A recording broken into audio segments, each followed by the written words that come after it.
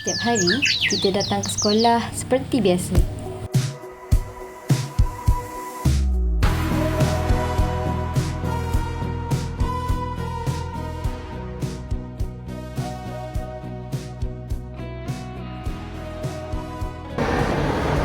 Hai, Assalamualaikum dan salam sejahtera. Hari ini, saya nak mengawal sedikit tentang satu perkara. Cuba kita lihat orang dekat sekeliling kita. Ada guru, kawan dan pekerja sekolah.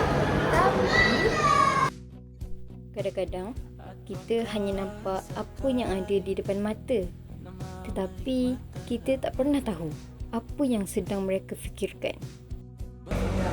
Pernah tak kita terfikir apa yang mereka sedang lalui sebenarnya?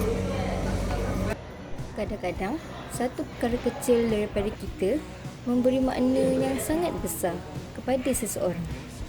Sebagai manusia, kita tidak sepatutnya hanya melihat keadaan seseorang, tetapi cuba memahami dan mengambil berat tentang mereka.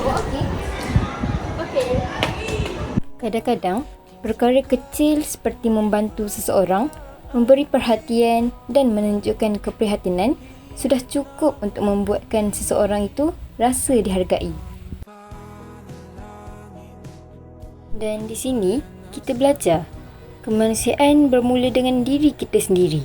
Dengan satu tindakan kecil, kita mampu membawa perubahan kepada orang di sekeliling kita.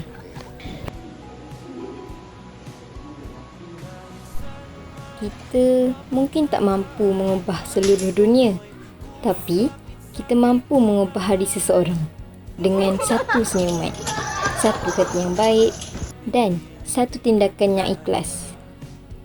Kerana menjadi manusia bukan tentang siapa yang paling hebat, tapi tentang bagaimana kita melayan manusia yang lain.